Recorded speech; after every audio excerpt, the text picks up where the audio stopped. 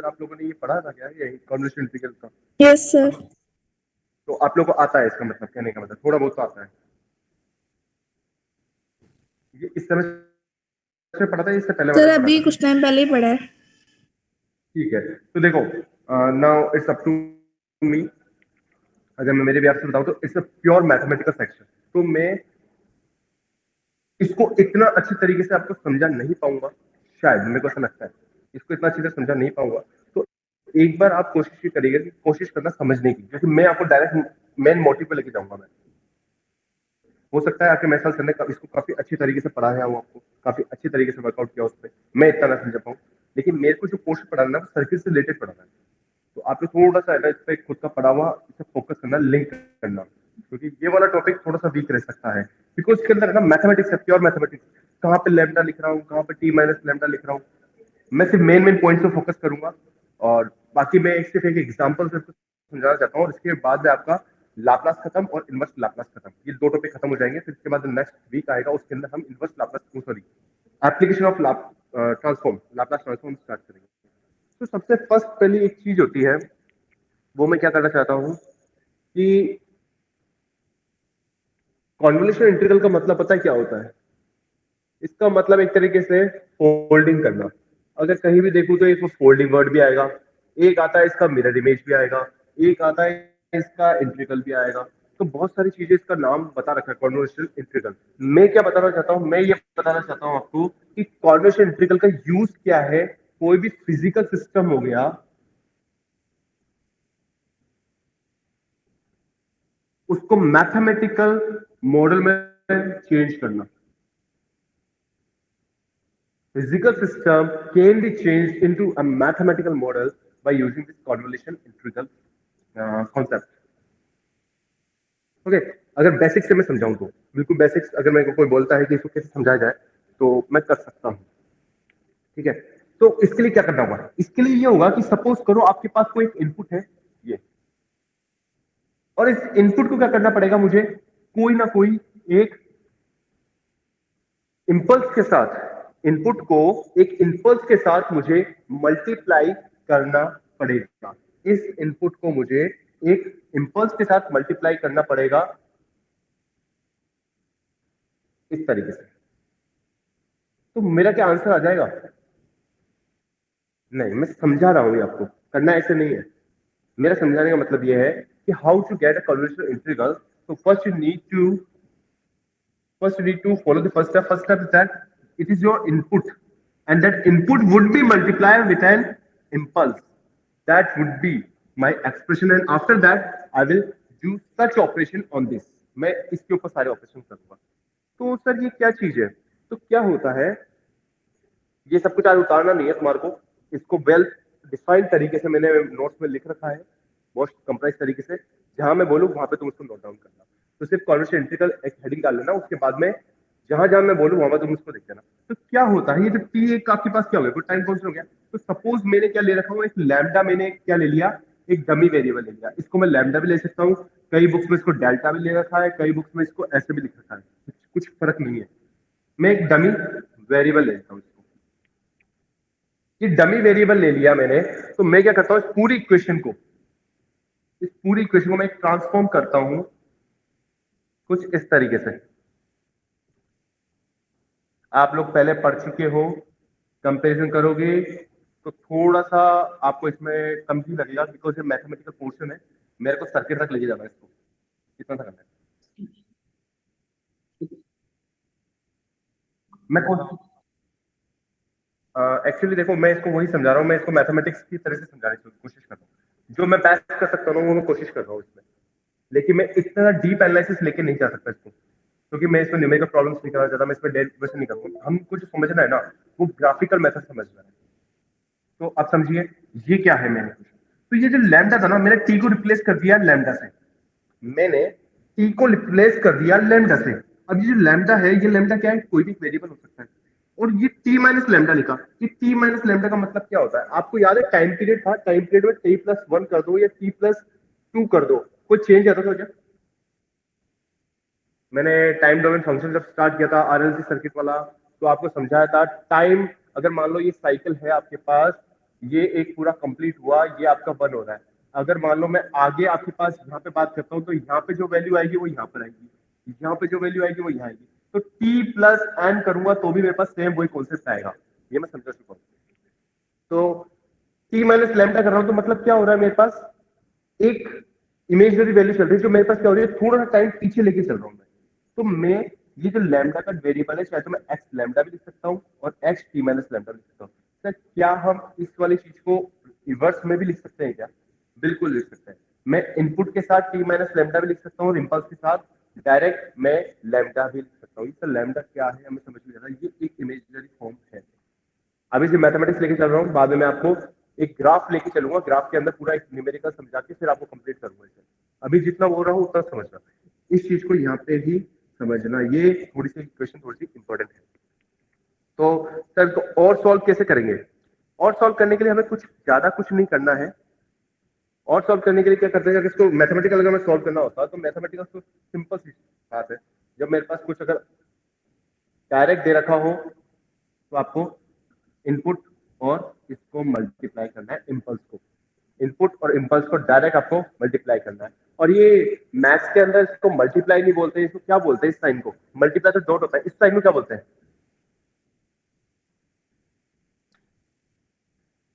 इस साइन को क्या बोलते हैं?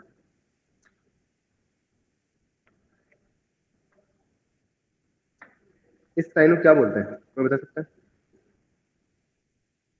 क्रॉस प्रोडक्ट नहीं, नहीं। क्रॉस प्रोडक्ट तो ये होता है, डायरेक्ट होता था पी क्रॉस जे, ये होता है क्रॉस प्रोडक्ट। कॉन्वल्यूट, इसको बोलते हैं कॉन्वल्यूट। कई जगह हम लिख देते हैं, कई जगह नहीं लिखते।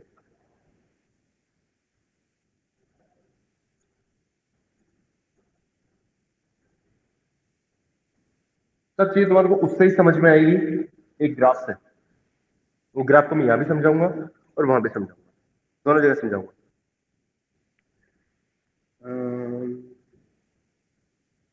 कुछ प्रॉपर्टीज है, वो प्रॉपर्टीज में आपको लिखवा दूं तो उससे फायदा भी होगा मुझे।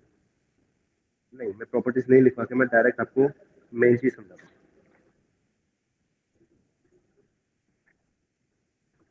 Step 2, evaluate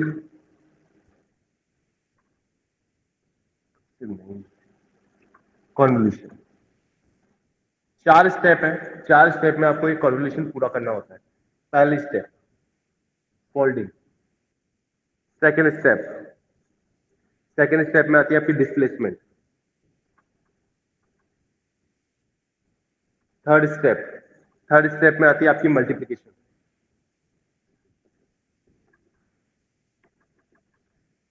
fourth step, fourth में आता है आपका इंटीग्रेशन। ये इंपॉर्टेंट है आपका, ये क्वेश्चन सॉल्व करने में हेल्प करेगा। सर ये फोल्डिंग, डिस्प्लेसमेंट, ये क्या है चीज? अब देखो, धीरे धीरे समझना इन चीजों को, कैसे कैसे क्या कर रहा हूं मैं, फिर थोड़ा आपको समझ में आएगा।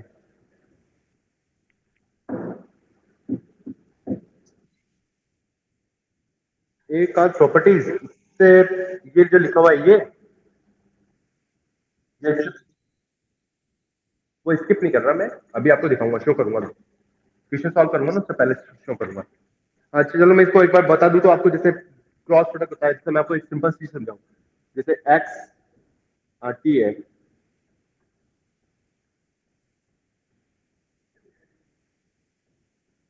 इसको सॉल्व करेंगे तो कैसे करेंगे मैथमेटिक्स में? ऐसे तो करेंगे, ऐसे कुछ प्रॉपर्टीज है उसमें, राइट? ऐसा कुछ है तो उसको सॉल्व करके ऐसे लिखेंगे, तो कुछ सिंपल सी प्रॉपर्टीज होती है, तो वो लिख रखी है मैंने। जैसे आपके पास कम्यूटेटिव होती थी, एसोसिएटिव होती थी, डिस्ट्रीब्यूटिव होती थी, नाम याद आ रहे होंगे तुम्हारे को अगर तुमने कॉम्प्लेक्स पढ़ा होगा तो। एसोसिएटिव, कम्यूलेटिव, सॉरी कम्यूटेटिव, और एक होती थी आपकी डिस्ट्रीब्यूटिव होती थी। तो कुछ प्रॉपर्टीज है जिनको हमें देखना है, और कुछ प्रॉपर्टीज जिसके अंदर से फॉर्मुलाज है, तो फॉर्मुलाज तो हमको कर लेंगे। अब यहाँ पे समझ में आती है ये चीजें, समझिए कि फोल्डिंग क्या हुआ, डिस्प्लेसमेंट क्या हुआ, मल्टीप्लीकेशन क्या हुआ, इंटीग्रेशन क्या हुआ। तो इनके लिए कुछ नहीं करना होता। फोल्डिंग का मतलब होता है मिरर इमेज,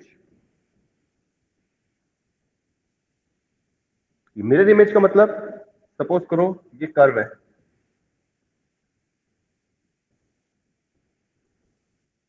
इसकी मिरर इमेज कैसे बनेगी? वेरी सिंपल, इसकी मिरर इमेज बनेगी ऐसी।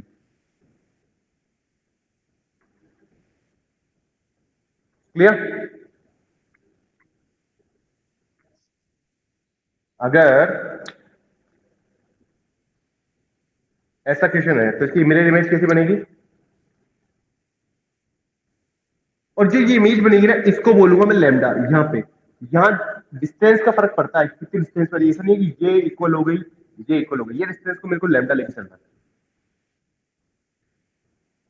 ओके, एक चीज समझ आई फोल्डिंग का मतलब क्या है, कि फोल्डिंग करके मेरे को क्या मिल रहा है, मतलब मिरर इमेज फाइंड आउट करना है। सेकेंड थिंग, अगर मैंने मिरर इमेज फाइंड आउट कर ली तो उसके बाद में क्या करना है मुझे? अच्छा हाँ, हाँ एक चीज हो, सॉरी, जैसे मान लो ये आपके पास ये था और ये आपकी मिरर इमेज होगी, तो ये जो नाम लिखा ना मैंने, उसको मेरे को बोलना है माइनस लेमडा, क्योंकि नेगेटिव में जाएगा ये, ना कि लेमडा, ये माइनस लेमडा। ये जो बता रहा हूँ ये एक बार थोड़ा फोकस करना, ज्यादा नहीं बोल रहा कि ज्यादा इसमें बहुत स्ट्रेस करना, सब समझ में नहीं आ रहा, सर्किट अलग थे ये अलग थे, थोड़ा सा ध्यान रखना। ये माइनस लेमडा के रूप में आपको रिप्रेजेंट करना। नेक्स्ट वन आता है डिस्प्लेसमेंट।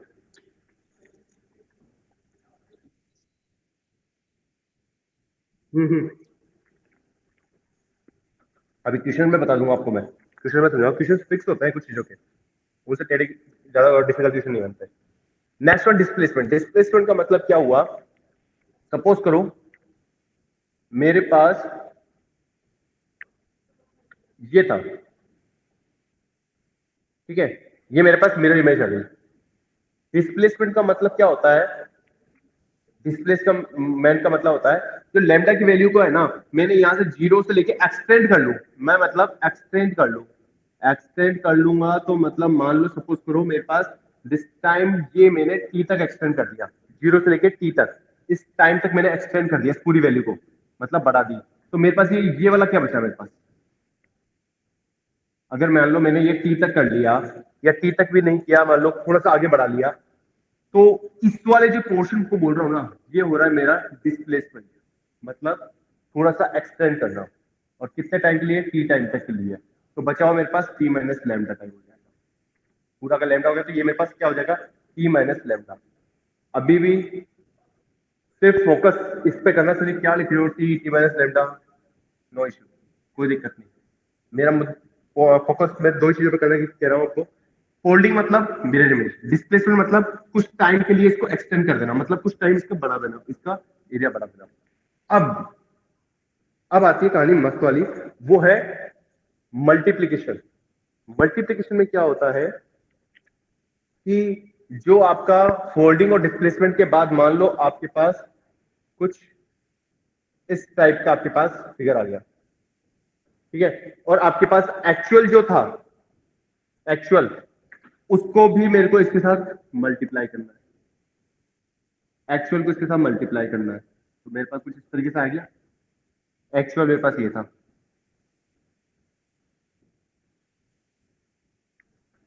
मल्टीप्लाई कर दिया मैंने, मिरर इमेज ली, थोड़ा सा उसका टाइम बढ़ाया, और उसके बाद मैंने इनपुट वाला और जो मेरे पास इन दोनों से आया उनको मैंने मल्टीप्लाई कर दिया। क्या ये चीज समझ में आई?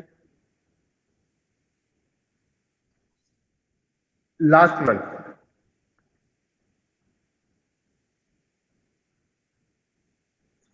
लास्ट वन ये कि मेरे पास इन दोनों का कॉमन क्या आया? ये वाला, इन दोनों कॉमन ये आया, तो मुझे सिर्फ इस वाले पोर्शन का इंटीग्रल करना है।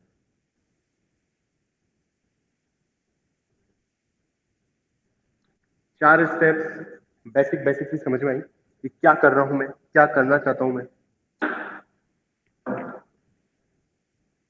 आई होप सो इसमें कोई दिक्कत नहीं आई हो तुम लोगों को, उम्मीद करता हूं।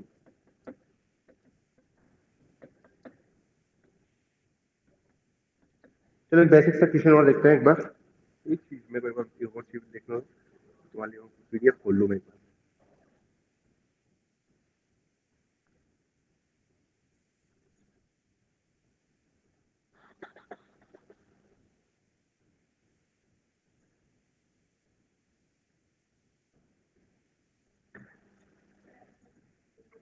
ये क्वेश्चन समझना है, एक क्वेश्चन समझना है, इसके अलावा मैं कोई सा क्वेश्चन नहीं समझना है।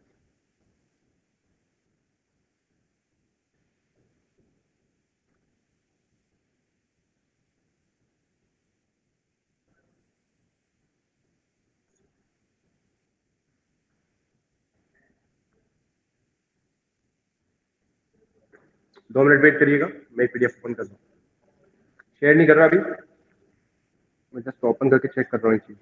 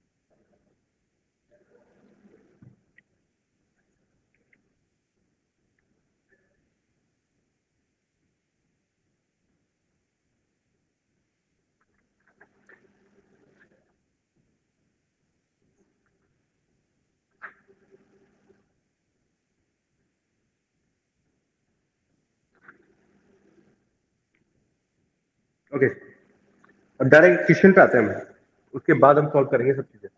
एक क्वेश्चन है, find the convolution, find convolution of two signals, find convolution of two signals. देखो, एक तो होता है ग्राफिकल मेथड और एक होता है आपका डेरिवेशन मेथड। एक होता है ग्राफिकल मेथड और एक होता है डेरिवेशन मेथड। तो हमें सिर्फ derivation method use, sorry graphical method use करना है यहाँ पे। हमें mathematical model use, derivation model use नहीं करना, बिकॉज वो आपके मैथ्स में हो रखा है। और यहाँ पे अगर हम करने लगते हैं तो हमारे को बहुत डिफिकल्टीज हो जाएगी। यहाँ पे हमें बहुत सिंपल सिंपल तरीके से हमें काम करना है। वो देखिए, 2 सिग्नल दे रखे हैं, तो 2 सिग्नल पहले मैं बना लेता हूँ। ये हुआ एक 0 1, और ये 2, और ये सिग्नल है आपका x1 t वाला, और दूसरा सिग्नल है आपके पास x2 t, x2 t, ये 0, ये 3 2 1, ये 0 से लेकर t तक का आ गया आपके पास। ये कितना है, ये है 1। ओके, स्क्रीन पे आपको 2 फिगर दिख रहे हैं, ये 1 से 2, और ये वाला दिख रहे हैं दोनों। जैसे नो, कंटिन्यू कर रहा हूं मैं इस क्वेश्चन को। कोशिश करना तो मुझे ना थोड़ी सी एक बार अटेंडेंस लेने दो। अननेसेसरी कुछ बच्चे है ना, फिर बाद में आते हैं और मेरे पास अटेंडेंस के लिए आते हैं, तो क्या मतलब है, थोड़ा ब्रेक तो लगाना पड़ेगा ना।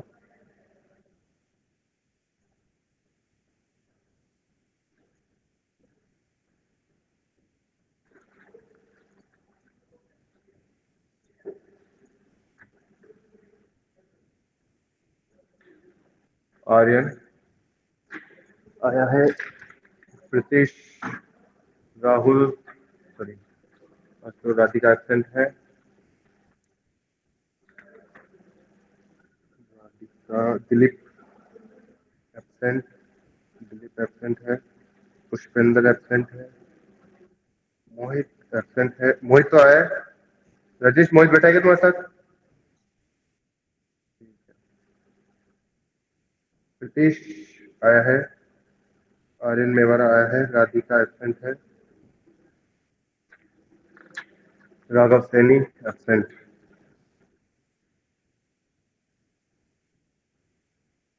प्रेजेंट। फिर उसके बाद Meena absent, Nagarwal absent, Tak absent, Shivran absent, Rajnish present.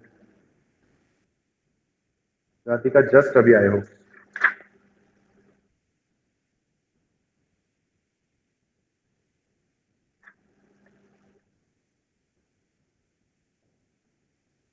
Rajneesh के बाद Raju absent, Rakesh Kumar present, Rishabh Sharma present है। तो मतलब यादव एबसेंट है, मीना एबसेंट है और चौधरी एबसेंट है। तो ऋषभ यादव आया है, फिर ऋतिक, ऋतिका एबसेंट, ऋतुराज एबसेंट। नहीं, ये तो आते भी नहीं है। तो राशिया प्रेजेंट है, मीरवाल प्रेजेंट, रौनक प्रेजेंट, संजय। तो रौनक कल तुम प्रेजेंट थे क्या? तो एक बार इन्फॉर्म तो करते जैसे आज मुझे इन्फॉर्म किया था। संजय सिंह प्रेजेंट है। नहीं किया था कल तो मुझे। कब किया था यार?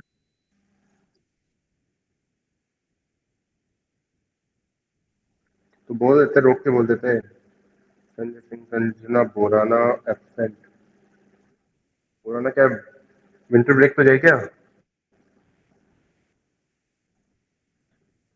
तारीख तो एबसेंट है ही। कुमावत, कुमावत भी एबसेंट है। शिखर एबसेंट है, तो बंशीवाल आ रहा है सुबह। बंशीवाल की लगाते हैं। सब एबसेंट। बंशीवाल आया है, फिर सिंह आया है, फिर सुमनेश शर्मा भी आया है, स्नेहा आई है और ये सोनू चौधरी एबसेंट है। मीना प्रेजेंट,